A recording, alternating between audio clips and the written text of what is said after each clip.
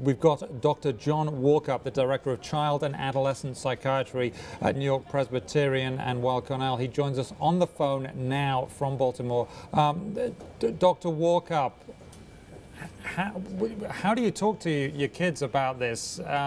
This is going to be on the news, on the TV, and the newspaper, on the radio. What do you say to your kids?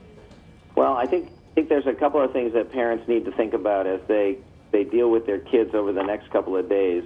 One of the things that I think is important for parents to know is that this really will be in the media very intensely over the next couple of days, and that they probably need to, on some level, quiet the media exposure in the home. And so the kids will hear about it, they'll talk about it, other people will talk about it, but beginning to make sure that kids aren't overexposed to the media portrayals is really important. The other thing is that the second most important thing is for parents to be clear in their own mind that they are managing their own emotions well, because there's nothing scarier for a kid for something terrible to happen and then to see their parents become unstable emotionally.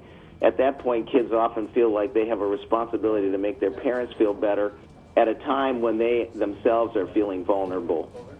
Now, does that mean turning off the radio, turning off the TV, and putting the newspapers in the trash, at least in the home, so that there's a sort of a news blackout? Is that the sort of thing you're talking about? Yeah, I think most of what will be on the television will be replays over and over and over again of the story with very little additional information, and parents who want to remain current can probably check in once or twice a day to those stories and get that information so that they stay current with it, but their children are not overexposed to the intensive barrage of information. So what when kids do ask you about it, what do you say then? And that is going to come up. Children do ask questions. It's one of the most endearing qualities of children. And you know, how do we answer that? Well, I think the most important thing for parents to understand is that when kids ask questions, they're usually making us how they feel. And so when a youngster says, "Is it safe for me to go to school, Mommy?" the issue there is the child is saying, I don't feel safe about going to school. So the best parent to do is to really talk to that lack of safety, the lack of security, and to kind of reinforce the parent's own capacity as much as they possibly can to create a secure environment for there to be a secure environment within their community. You know, these are rare and random acts of extreme violence. They are not typical of how we live on a day-to-day basis.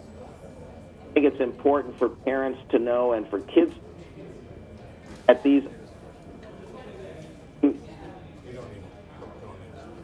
and that okay, we may have lost Dr. John. Oh, John Walkup, continue. We lost you for a moment. Oh, I'm sorry.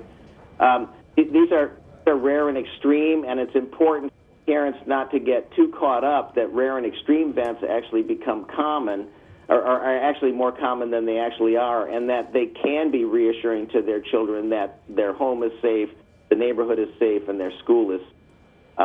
Children are really looking to for that kind of leadership. So basically, what I'm hearing from you is you need to be a bit of a rock for your kids and your friends' kids, and be solid.